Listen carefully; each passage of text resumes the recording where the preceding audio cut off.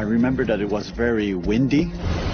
As a typhoon bears down on Taiwan, a 747 hurtles down the runway at Chiang Kai-shek Airport. V1. V1. Your chances of being in an airplane crash are vanishingly small. At a certain time, the plane kind of lost it. On October 31st, 2000, 159 passengers could not beat the odds. The midsection people, they were killed by the fire and smoke. Many are left wondering, I was in the rear section of the aircraft.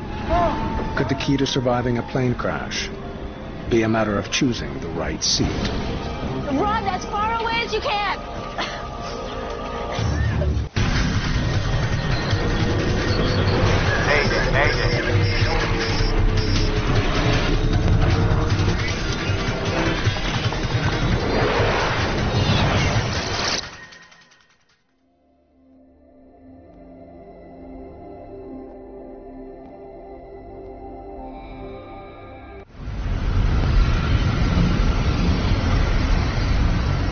Singapore Airlines Flight 6 taxis to the runway through heavy wind and rain at Taipei's Chiang Kai-shek Airport. Taiwan sits inside Asia's infamous Typhoon Alley, and tonight the island nation is bracing for the worst. Every year we have 3 to 4 typhoons. It was a terrible night for the stormy weather, strong wind, heavy rain. Typhoon Zhangsen, with winds of 160 kilometers an hour, is closing in fast. Flight 6 needs to get airborne before the brunt of the storm hits. Even a 747 can't take off in an actual typhoon. So the closer the storm gets, the more likely it is that these guys are going to get stuck in Taipei. There are 179 people on board the overnight flight to Los Angeles, including business traveler Francois Perron. Being a frequent flyer, I was not too concerned about the weather because that didn't bother me in the past. Perron has requested an aisle seat. The only one available on this flight is in row 65, the second last row of the plane. He has no idea how important his seating assignment will become. As far as I could tell, everything was normal and we were going to take off as usual.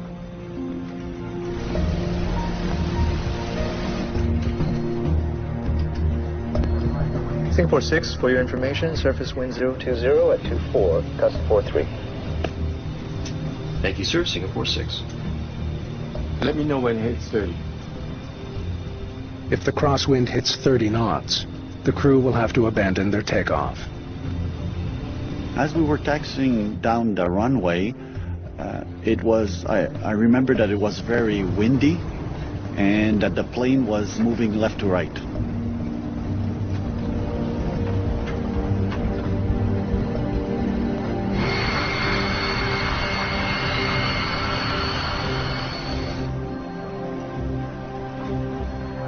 Singapore 6, you are cleared for takeoff, runway 05 left. Okay, cross left, Toga. Captain Fong Chi Kong decides to proceed with takeoff. Okay, my control. The 747 accelerates towards takeoff speed, 290 kilometers an hour. V1. V1. As the plane was gaining speed to take off, at a certain time, the plane kind of lost it.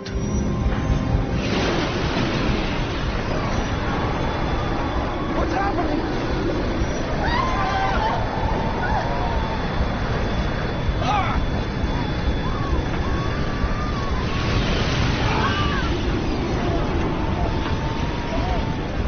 I took the safety position. Then I felt the airplane spinning around. It was like inside of a merry-go-round. I thought I was going to die. The plane's tanks are loaded with 125,000 kilograms of fuel. It ignites.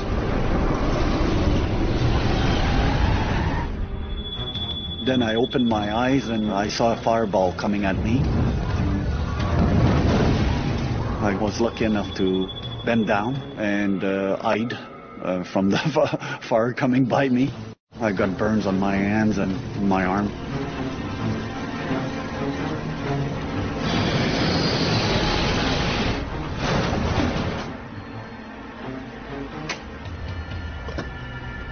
Direct emergency vehicles to runway 05 left. Singapore 6. Do you read? Singapore 6. Let's go, go, go!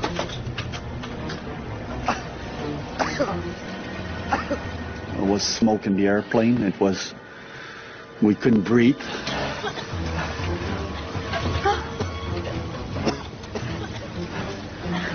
Everybody, move forward quickly. Once you're off the plane, run as far away as you can.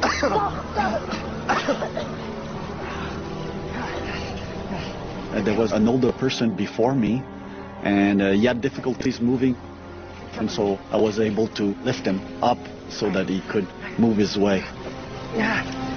Run away from the plane!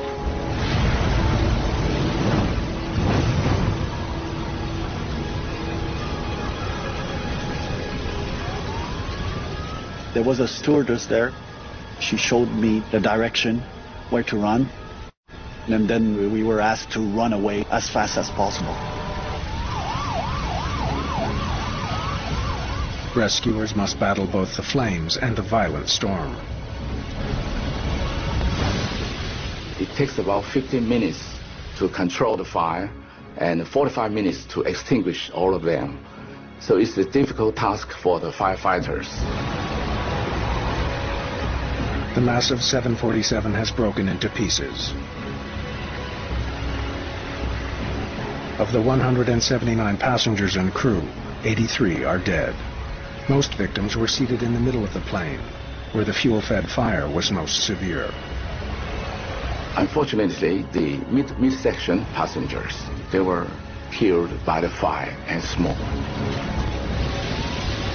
The 96 survivors include all 3 pilots, some passengers in first class, and everyone in the rear section, where Francois Perron was seated.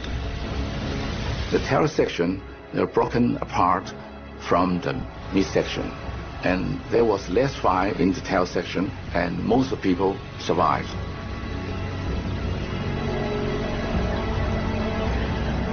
One of Asia's busiest airports is immediately closed. It is now up to the Aviation Safety Council of Taiwan to determine the cause of the disaster.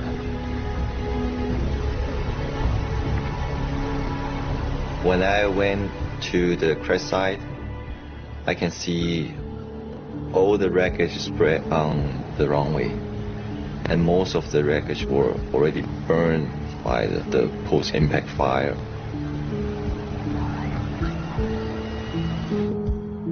Jeff Wise is an expert in aviation accidents and their causes. When you're an investigator looking at a crash scene, you have to keep an open mind. You have to assume it could be any conceivable factor, from the machinery to the human factors to the weather to who knows what. Much of the wreckage is on a runway adjacent to 5 left. Investigators' first thought is, did fierce winds blow the plane off course? The weather in Taiwan, the whole Taiwan is very bad. In CKS Airport, the gusts up to 50 to 60 knots. As the typhoon moves in, the winds grow even stronger, making the investigators' work next to impossible. During the storm weather, it's difficult to do anything outside at the accident site. They can even stand on the runway because the winds is very strong. Let's get inside. This is off the way. Close examination of the crash site is put off until the storm passes. But investigators want to meet with the flight crew right away. Thomas Wang is the ASC's lead human factors investigator. As an investigators, we believe that we should interview pilot or operator as soon as possible because we believe that human memory will fade over time. Just as a machine has certain failure modes, ways in which it will most likely break, a human being has specific ways in which they're more likely to fail psychologically. And this is what a human factors investigator is looking for. Captain Fong Chi Kong is interviewed within hours of the crash. What happened? We collided with something on the runway. V1. Just as we hit V1. There's something there. There was something on that runway. Could you tell what it was? No. We could not see all the way down the runway. What happened after you collided? We tried to pull up, but it was too late. We called for an evacuation, but the intercom was dead. Evacuate! Let's go, go, go, go! We attempted to get everyone out of the plane as quickly as possible, but the fire was so intense. There was something on that runway that should not have been there. The focus of the investigation now shifts from the weather to a potential obstacle on the runway. But the search for answers will have to wait until calmer skies return to Taipei.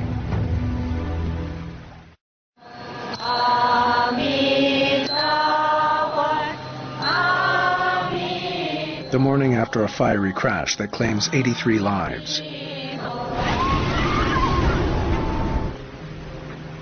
Chiang Kai-shek Airport remains closed. Thousands of passengers are stranded. For Singapore Airlines, the accident mars an excellent safety record. It's the company's first fatal crash in 28 years. Media speculation focuses on the pilot's decision to take off in the face of an oncoming typhoon. With the weather now improving, investigators scour the wreckage for clues. If Flight 6 collided with something on the runway, they need to figure out what it was. It's difficult for us to collect all of the information, all of the wreckage, because it's blown to everywhere. Accidents during takeoff can involve more than one aircraft. In 1991, a SkyWest Metroliner preparing to take off from Los Angeles was crushed by a US Air 737 attempting to land on the same runway. 34 people were killed.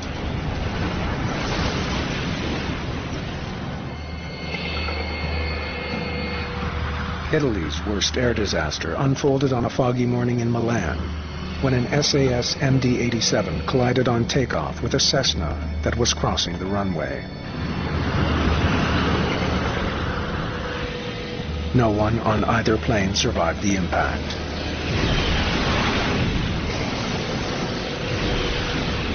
"118 people died. Any signs of another plane? And no other flights unaccounted for. But at Chiang Kai-shek Airport, this is quickly ruled out. All of the debris appears to be from just one plane, Flight 6. He didn't hit a plane. Investigators need to identify the thousands of pieces of mangled wreckage. Part of the flap assembly. Right wing. The precise location of the pieces should tell them how the 747 came apart. On closer inspection, they make an unexpected find. It looks like pieces of construction equipment are mixed in with the aircraft debris, strewn across the pavement. It wouldn't be hard to imagine some large object being blown into an engine or knocking out the windshield. There's lots of things that could have happened. Chiang Kai-shek Airport has 3 runways. Runway 6 is at the airport's south end. Runway 5 left is the one Flight 6 was using. Parallel to that is runway 5 right, a runway closed for construction. Investigators consider the possibility that loose material from the construction site could be the culprit. Maybe the heavy, strong wind blow out something and hit the aircraft, and the aircraft then crash just after the takeoff. If construction material was not properly secured, it might have blown onto runway 5 left, directly into the plane's path. There's something there. But investigators soon find evidence that tells a different story. Tire tracks on runway 5 right heading straight towards the construction equipment.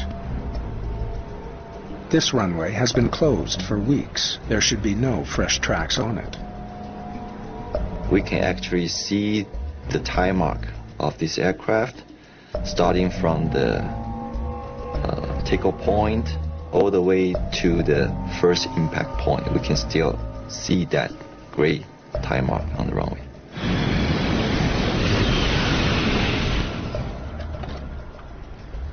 The tire marks on runway 5 right lead investigators to a startling conclusion. This is our point of impact. It now seems more than likely that some unimaginable error occurred, putting Flight 6 on the wrong runway.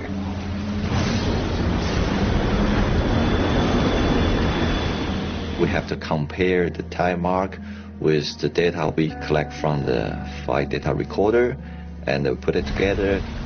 The only way to confirm the flight's route is to find the black boxes.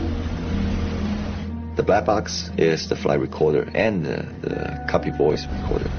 If we have them, then we can probably find out what actually happened. Investigators recover both the flight data recorder and the cockpit voice recorder from the tail of Singapore Airlines Flight 6. It's the least damaged section of the plane.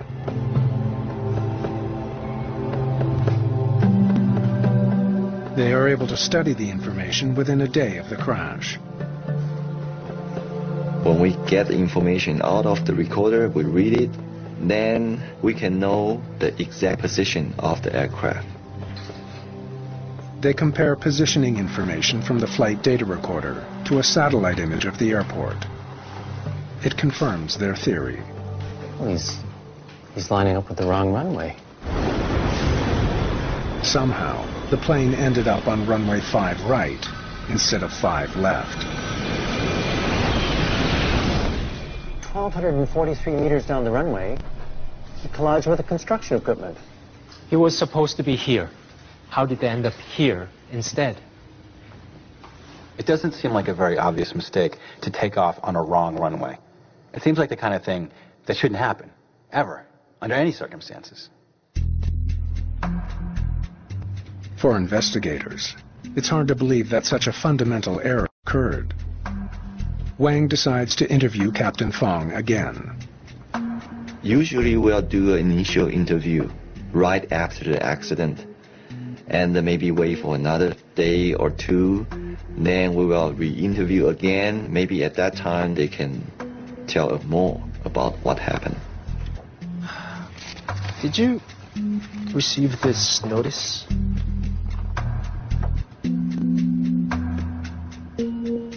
Of course I did.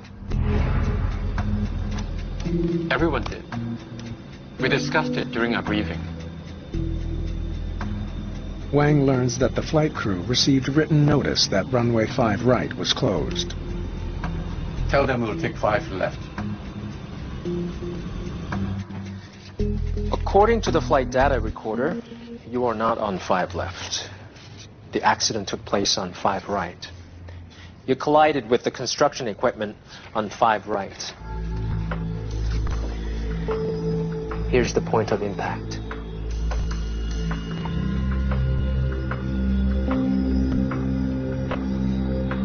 You were taking off from the wrong runway. Impossible. We were on 5 left. I'm sure of it. The 3 pilots believe they were on the correct runway, 05 left, even after the accident happened. What makes you so sure you were on 5 left? The controller would have said if we weren't. Singapore 6, runway 05 left. Wind 020 at 28, gust 50. Cleared for takeoff. With no planes ahead of them, the Singapore pilots received advance clearance to take off as soon as they reached the runway. Clear for takeoff, runway 05 left, Singapore 6. What puzzles investigators is why air traffic controllers didn't notice that the 747 had turned onto the wrong runway. I couldn't see them in that weather. When interviewed, the controllers describe how the storm limited visibility that night to about 600 meters. And they confirmed runway 5 left. That's the last I heard from them. 1,600 meters between the runway and the tower. There's no way he saw them. The crew assumed that the tower was monitoring their progress. But the controller had lost sight of the plane. Investigators now try to determine if the pilots themselves were lost in the storm.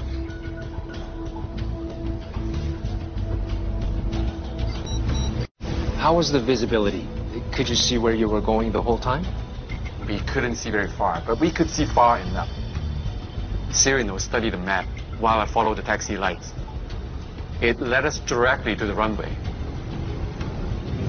Okay, green lights are here. It appears that the crew had no trouble seeing their route as they taxied. Yet Flight 6 still ended up on the wrong runway. Was this the map you were using? Yes. You didn't have any trouble reading it? I wasn't reading it. My first officer and the relief pilot were following the map. I only glanced at it when the route changed. They changed the route? Yes. Wang learns that the ground controller issued a last-minute change for their route to the runway. Singapore 6 requests taxi. Singapore 6, taxi to runway 06 via taxiway. Correction, runway 05 left via taxiway Sierra Sierra, West Cross, and November Papa. I missed that. What was it? Sierra Sierra, West Cross, and November Papa. Pilots have to deal with last-minute changes all the time. The situation becomes complicated, it becomes hairy. Now you've got a typhoon bearing down on you, you've got time pressure. You're also having to deal with a difficult environment for taxiing. You've got crosswinds, you've got gusts. So you're under pressure.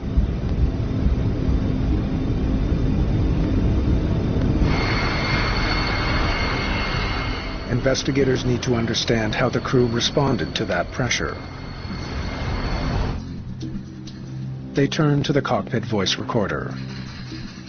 If there was any confusion in the cockpit on the way to the runway, the recording could reveal it. CVR can provide investigators a sense of what the environment that the pilot are actually working in. Tell them to take 5 left. What's the latest weather? This is the latest. 02036, gust 52, still within limits. That's better. More on the headwind side. The crew runs through all the mandatory procedures. Taxiing slowly. Okay, turning left. Just giving a lot of rudder work here. Crosswinds. Yeah. They don't seem confused. What they heard was a crew that was calm, that was focused, that was doing what they needed to do. They're doing the procedure, checklist, they check the weather, they discuss the safety issues. So if pilot doing everything they're supposed to do, why didn't the accident happen?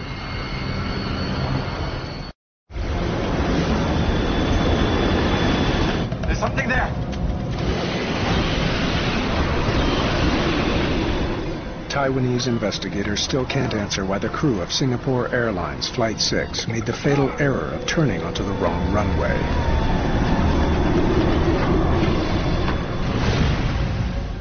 They hope the crew's last moments of conversation can provide a clue. I'm going to go very slow here. Otherwise, we'll skid. Okay, 9 knots. Normally, a 747 taxis about 25 knots. On this night, they're going 9 knots. They're doing exactly what they should have done, taking it nice and slow. When you've got really strongly gusting winds, you want to taxi slowly. You've not only got to deal with the massive surface area of the tail fin behind you, but you've got a very slick, slippery runway. Okay, wind's okay. From our view, the pilot is pretty much follow the procedure and follow what they have to do. Next one. Next one's N1. Okay, second right. Second right, that's right. The plane must now taxi 250 meters further before turning onto runway 5 left, but doesn't.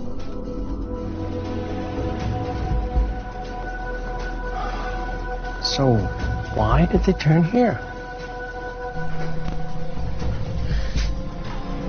Investigators study the pilot's work records, looking for anything that could help explain their mistake.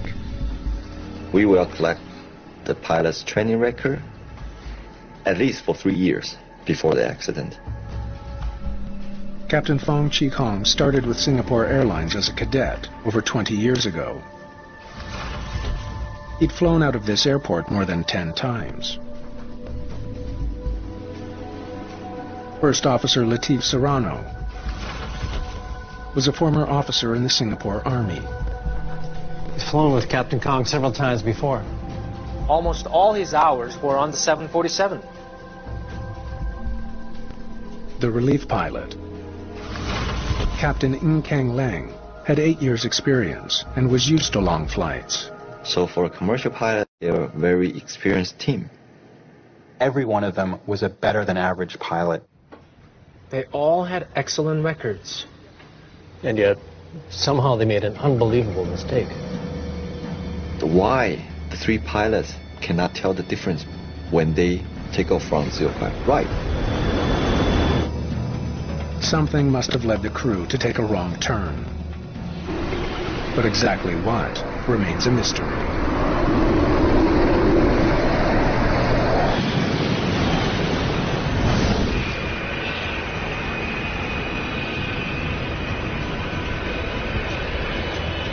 Determined to find out what went wrong on Flight 6, investigators decide to put themselves in the pilot's seat, the cockpit of a 747 at Chiang Kai-shek Airport. All right, let's get going. In similar weather conditions, they follow the route taken by Flight 6. You want to know what the pilot's working environment and what outside environment may affect their decision, situation awareness or their decision making during that night. They taxi slowly towards runway 5 left, matching Captain Fong's speed.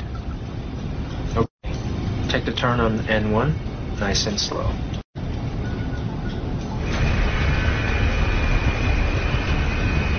The plane turns onto the final taxiway.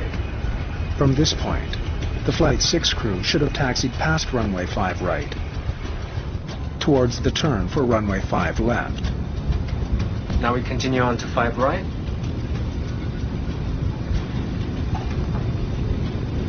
How could they have missed that sign? It's huge. Signs marking 5 right are clearly visible from the cockpit. But investigators see nothing that would tell a pilot the runway is out of service. There is no indication that this runway is closed. Green lights as far as I can see. They were seeing ambiguous information. There were some signs that it was a runway. There were some signs it wasn't a runway. But because they were expecting to see a runway, that's what they saw. But inside the cockpit, there is an indication that the plane is on the wrong runway. The instrument landing system isn't locking onto a beacon that should be dead ahead. This should tell you something's not right. If the plane had been on the correct runway, the display would have been centered. Before departing, pilots programmed the plane's computer to lock onto a beacon at the end of their designated runway. Flight 6's navigation system would have been scanning for that signal just before takeoff. The beacon was clearly off to their left, not ahead of them. Investigators need to know how the pilots could have missed this obvious sign. They once again study the information from the FDR and compare it to the cockpit voice recorder. Okay. It's coming in fast. The longer we delay, the worse it's going to get. Agreed. The voice recording reveals that the crew wanted to get off the ground before conditions got any worse. It's a challenging environment, and the longer they wait, the more challenging it's going to get.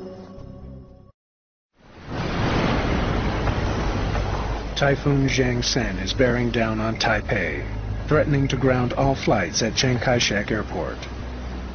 The crew of Singapore Airlines Flight 6 knows their 14-hour journey to Los Angeles is on the verge of being canceled.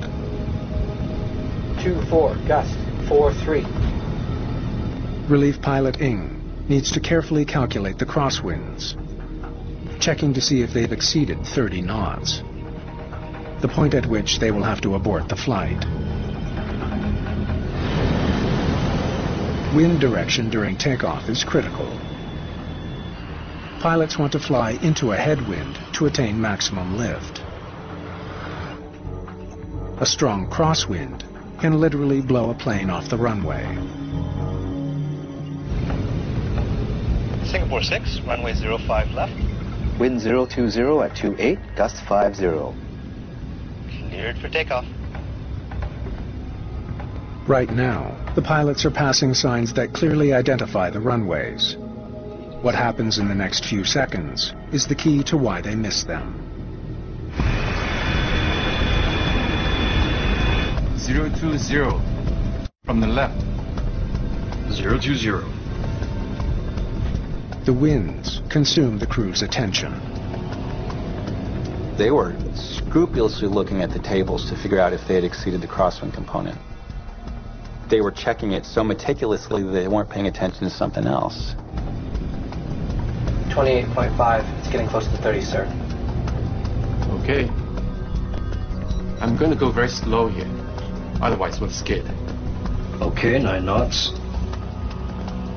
The crew was so concerned with taxiing safely to the runway that they stopped paying attention to where they were headed. They believe they are making a right turn onto the correct runway. Unfortunately, that's not the correct runway. That's 05 right. What you've got here is a classic case of tunnel vision.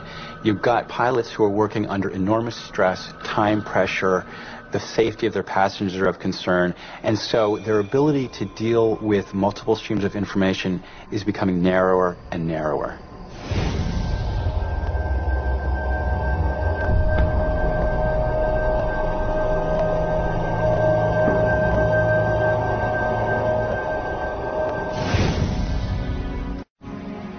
Investigators also consider the possibility that Captain Fong's extreme caution might in fact have worked against him. Okay, 9 knots. The captain intentionally taxis slowly. The captain says to the crew, keep it slow, be careful, let's really focus on what we're doing. And they do, but they focus on the wrong things. Captain Fong was taxiing at a speed of 9 knots, about 16 kilometers an hour. Because the turn took so long, Captain Fong might have thought he'd gone further than he really did. So much time had passed that he may have thought he had already reached runway 5 left. One of the real heartbreaking moments of this tragedy is that instant when they come so close to noticing that something's wrong. Just before takeoff, the crew had one last chance to avoid disaster. The first officer points out they're nowhere near the center line of the runway. Yeah, the PVD hasn't lined up. It should have been a warning to the crew that something was wrong. Never mind. We can see the runway just fine. Captain Fong ignores the warning. The big irony of this crash is that they were taking off in very dangerous circumstances, near the limit of what their plane was capable of handling. But it wasn't the weather that did them in, but rather the pressure of dealing with the storm distracted them from what turned out to be the real question: were they in the right place? Ready, sir. Left aileron into wind. The human brain is always trying to convince itself that it has a complete picture of what's going on. And so that when contradictory information comes in, there's a tendency called confirmation bias to ignore it and to concentrate on what you think is happening. Okay, my control. B1. B1. What happened next was inevitable.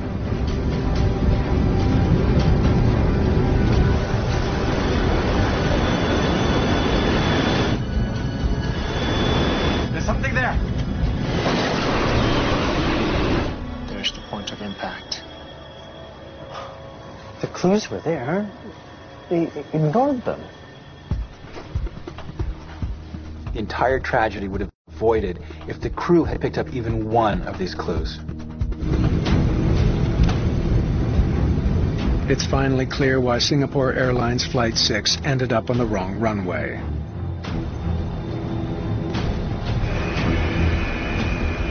But with hundreds of planes taking off during the annual typhoon season, the challenge now is to make sure it never happens again.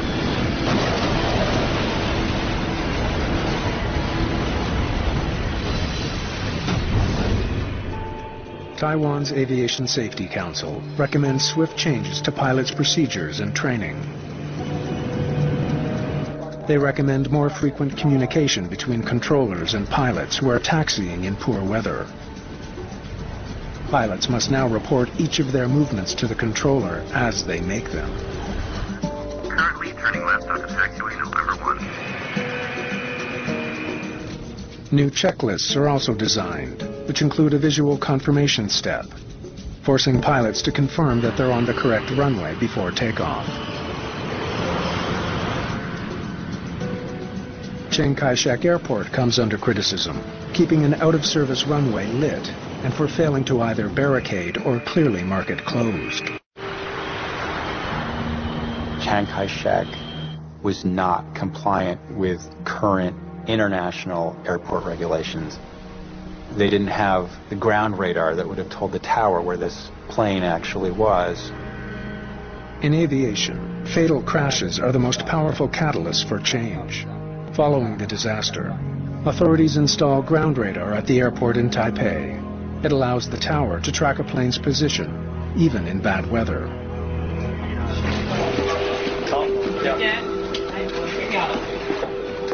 Singapore Airlines comes down hard on the pilots of Flight 6.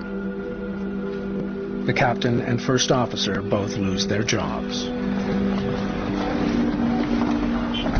One of the lessons of this accident is that you can have an exemplary crew performing their duties with utmost care, and they still make a mistake with fatal consequences. The crash of Flight 6 also highlights another lesson. The decisions passengers make before takeoff, including where to sit, can sometimes make the difference between life and death.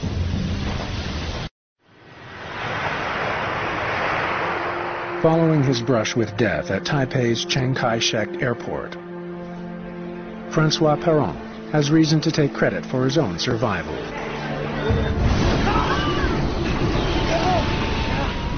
It was just basic survival instinct, and we had no time to think about what's happening. When I realized that my life was at risk, I had a thought for my family, and that gave me the energy to do something to save my life. Run as far away as you can. Go, go. They say that fear is contagious, and that's particularly true in a closed environment where people are fairly densely clustered together. Move forward quickly. Fear is contagious, but so is courage. Hey, come. Come.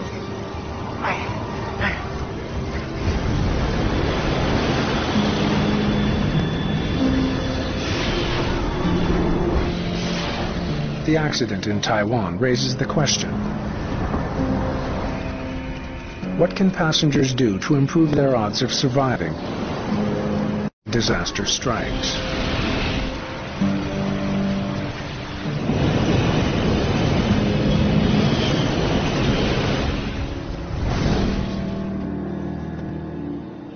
Although experts do not all agree, statistics suggest some seats are safer than others. Studies have found that there is a slightly higher percentage of survival in the back of an aircraft. During a crash, the tail section can break away from the main fuselage and the wings, where fuel is stored.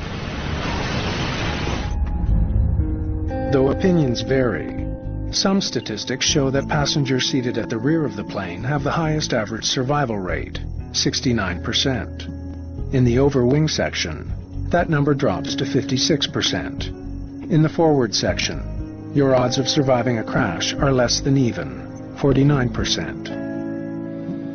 Many experts believe that sitting within 5 rows of an exit gives you the best chance of survival.